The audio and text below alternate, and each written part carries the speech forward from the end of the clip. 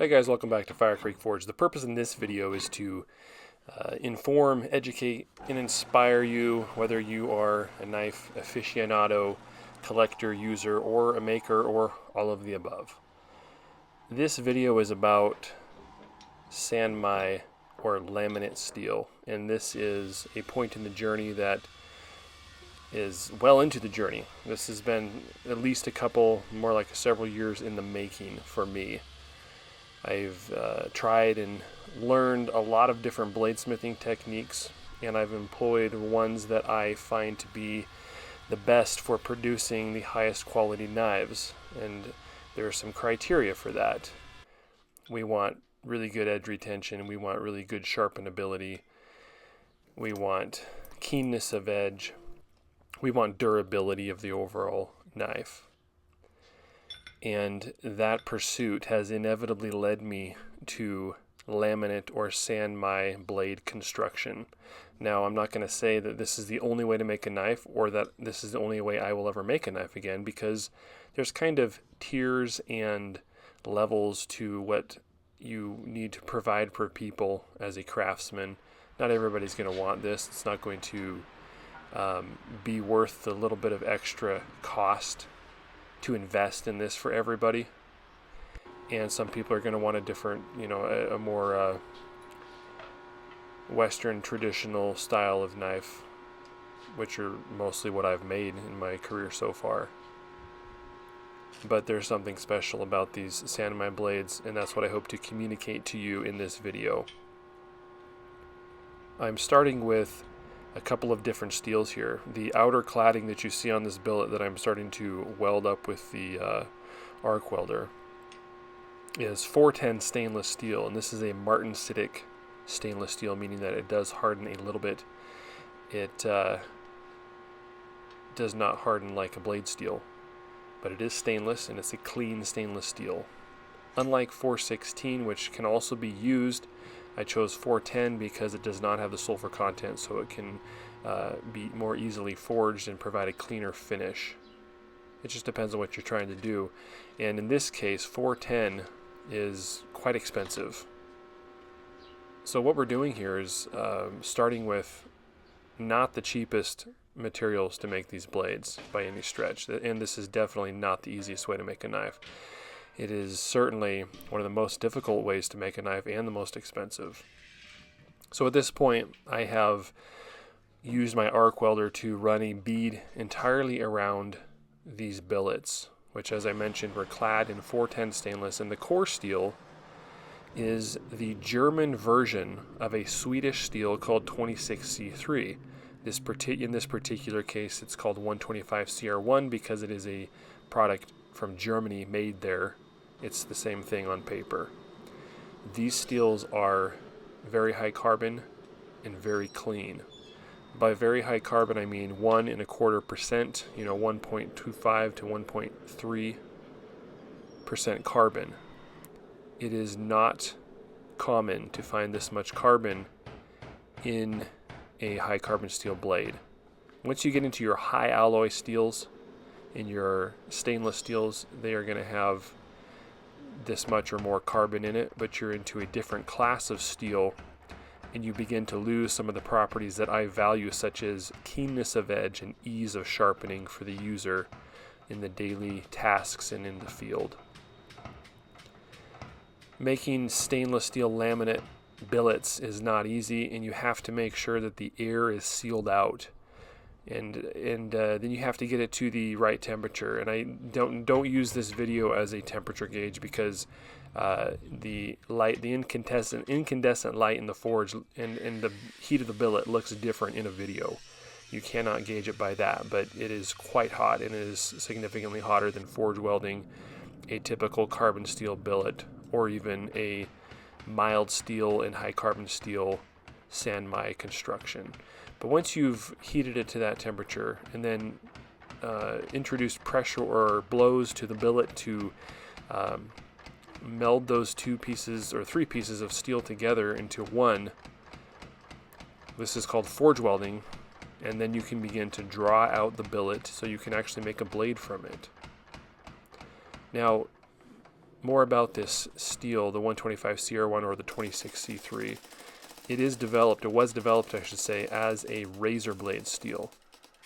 And it has a high carbon content, which lends itself to high abrasion resistance compared to most other high carbon steels, almost any other high carbon steel. The additional carbon content provides for iron carbides in the structure of the steel, which is what provides additional abrasion resistance. But something else that was very important in this steel construction and metallurgy was a fine grain in the purity of the steel. And so this steel is produced with a fine grain. When we forge weld it at these necessarily high temperatures, we are expanding that grain size. And so it's very important what you do with the steel, with the billet, after that point. In the forging process, as soon as you forge weld that billet, you're on a path and a goal to refine that grain and get the most out of the steel that you possibly can. This involves forging the blade, the billet, out at a lower temperature, and preferably a successively lower temperature, but you're keeping it down at a lower forging heat and moving the steel as much as is allowed at that heat. The forging process is you heat the steel up, and as it cools down under the hammer and the pressure and the blows, all of these lend to recrystallization during the forging process, which refines the grain. After the forging process, I do a quick anneal, and then I'm going to normalize the blades, which reset the grain size, help reset that to a normal size across the piece of steel so you don't have irregular grain size, and that's what I'm doing right here. Now I've got these billets forged out to significantly wider than what I want the actual blade to be, because I want to make sure that the actual edge steel on the knife is going to be well away from the edge of the billet that has been subject to high heats in atmosphere. Once we've normalized these blades, I will then do another annealing process, which is more complete, and these blades are quite soft at this point. But the spheroidization process that they've undergone is also going to greatly contribute to the grain refinement process as we go through this bladesmithing on these knives.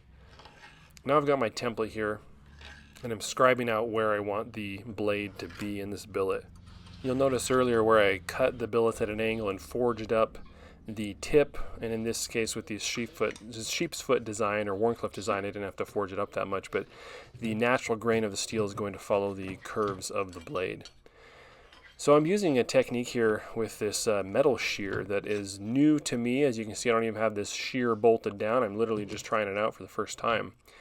And what's great about this is that I can, once I actually get this installed in a good spot, I can cut off the excess material on these knife blades and save a lot of abrasives, noise, and dust. And there's an inevitably grinding to be done in the bladesmithing process, but if I can minimize that and not spend money on a $10, $12 grinding belt, hey, I'm all for trying something. So this metal shear has limitations, but I think it's going to be a nifty part of the process on some of these blades where thickness or thinness, if you will, allows for that.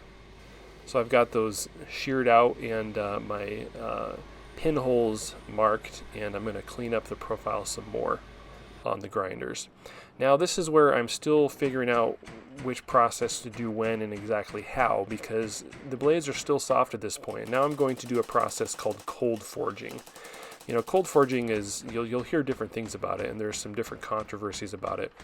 And so just briefly, without getting too far into the metallurgy of it, what we're doing here is we're creating mechanical dislocations within the steel and adding stress to the steel.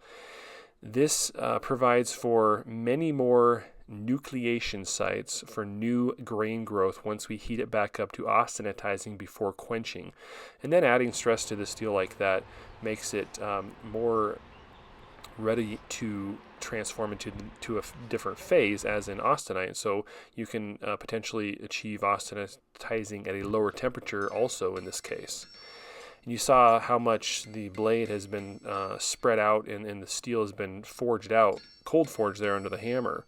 And we've moved the material as well as doing the cold forging process. So cleaning up the profile again is necessary at this point. I want to point out something with these steels. These are very simple carbon steels, high carbon steels. They have just a small amount, like 0.4% chromium in them. That's really it. They're very clean, very low phosphorus and sulfur. So a very clean forging steel and very keen and clean edge when you sharpen the knife. But the simplicity of these steels, and again, all they have is just a little bit of chromium in them, not enough to, achieve anything close to deep hardening or anything like that, quite the opposite. But it does help a little bit with keeping the grain size controlled and maybe a tiny bit with hardenability. But the simplicity of these steels allows for the employment of some traditional techniques which are not easier than a lot of what you see with like oil quenching and different things like that. You do have to be aware of how to work this steel. And again, this has taken me years to start learning these techniques. So the simplicity of the steel allows for things like a very effective annealing process, and then cold forging. There's not a bunch of alloy component in there to minimize to keep things from moving around, if you will, in the steel, to keep the steel from responding to, that's what I'm trying to say, responding to these techniques. And, the alloy components we put in steel are to achieve, in many ways, sometimes the same results with less input from the maker. But there's just something really neat about apprehending these skills and some of these traditional methods. And so that's one thing I've really enjoyed about this process. I put a clay coating on these blades, and quite contrary to retarding the cooling, as you might see with trying to do a hamon or something like that on the spine of a knife where you put a thick layer of clay, quite the opposite. This thin layer of clay mixture, in this case a anti-scaling compound, is there to actually speed up and even out the cooling process when you quench the knife. Because when you plunge a piece of red hot or orange hot steel into a bucket of water, or oil for that matter, but water, it creates what's called a vapor jacket, all these bubbles that form on the surface and actually retard cooling. And you'll see this here in a minute.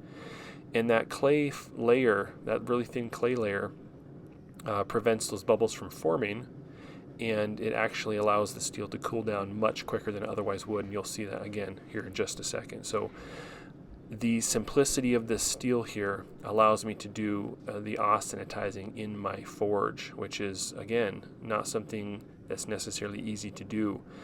I've got the forge darkened and the actual forge turned way down, so we've got a real comparatively low heat. You see those blue flames just kind of lazily coming out of the front of the forge, and you got to move that knife around, that blade around, keep it going, so you've got an even heat. Again, it's something that takes a while to learn and to start to get good at, and I'm still learning, but working on getting this perfected, and we've got some really nice results so far. So getting the even heat there that you see on this blade, that's what's necessary. With a steel like 52100 or many of these other steels, you've got to have a significant soak time in order for for that carbon, those components to move around within the steel, because that alloy content is holding things in place and not allowing it to move easily. So I quenched that in water. You see how quickly, check this out again, see how quickly that blade, what you're seeing under the surface of the water is actually the tang. That's cooling down over a period of a couple seconds, actually. So actually too slow to harden properly. This steel has to cool from austenitizing temperature down below, say, 700 degrees in less than a second. Otherwise, you're not going to get full hardness on here. That's just the nature of the steel. So we've definitely got some hard steel here. Glass hard is what I would say. And you may not be able to hear that necessarily in the video, but I can definitely feel it. One cool thing about sand mine blades is that the entire core or edge steel through that blade is, there you go again, there's that quench, and that blade cools down almost immediately, and that tang, which is not coated in the clay, takes a little bit longer time to cool down. But we're not worried about that. We don't need the tang to be hard. It's not cutting anything.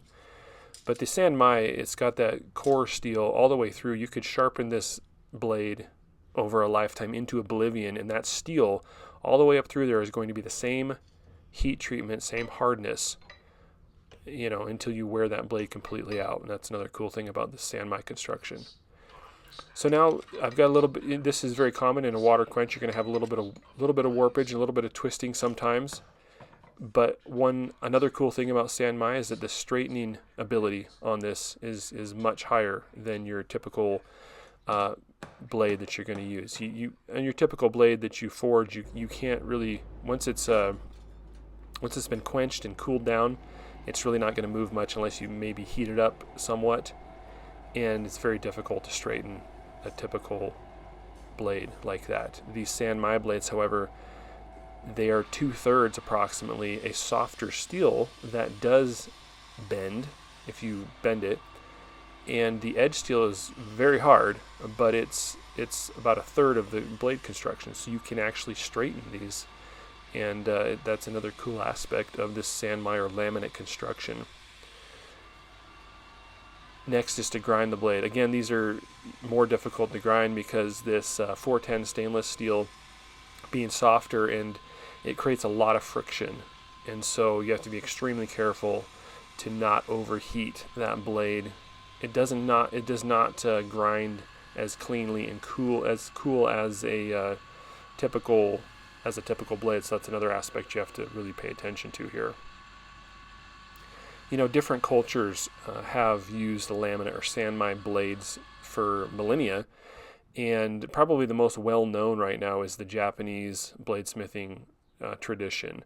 But Scandinavian knives was another one that used a laminate blade where you have a high carbon, hard edge steel in the middle and then a softer cladding on the outside. In this case, the stainless aspect of the cladding is beneficial in a lot of cases, but it adds a toughness to the blade that you're not going to have without doing some kind of a differential heat treat, and then you lose hardness in a larger portion of your blade, different things like that. So there's some cool things about this laminate construction. So doing this batch here, I've got a variety of different handle materials and trying to add some cool handle material to my lineup here. So I've got some camel bone that's been dyed different colors, and some ironwood, of course, and I actually got a piece of some buffalo horn in there too, but pretty nifty. I'm using a riveted or peened pin construction on these this time. My go-to handle material, or my go-to handle fastener for a long time, has been the Loveless bolt, and those are still the strongest handle fastener that you can use that I know of. This would be a close second, and in the case of these handy little EDC blades, it's more than adequate, absolutely more than adequate. And this being these handle materials that I'm using here being a stiffer, harder handle material, I like to use that on a riveted pin, as opposed to using a softer handle material like an unstabilized wood or something like that, where it's a little more prone to pulling through the handle material. And I'm just a stickler because honestly, just using pins, would be adequate, but I want to make something that's a super strong mechanical lock. So you'll notice I glued the handles on. I had pins in there to line everything up and pulled them out before the epoxy set up fully. That way I can shape the handle, sand it, and get everything where it needs to be before I put the pins in, because I want to leave a riveted head on the pins and I don't want to sand that off.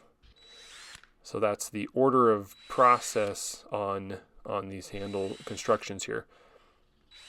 Just doing a quick little chamfer on the holes on the handle material, just to help preclude any potential for cracking or anything like that. And one thing I like about this this camel bone here is that it's got a resin filler in the back, because every bone, has got that concave void in it, which creates some real problems if you're trying to use it for handle material. But this particular version has a nice resin, like epoxy resin or something like that, filling it in, and also adds to the overall strength of the handle scale. So you see how I got those pins riveted in there, nickel, silver, good stuff.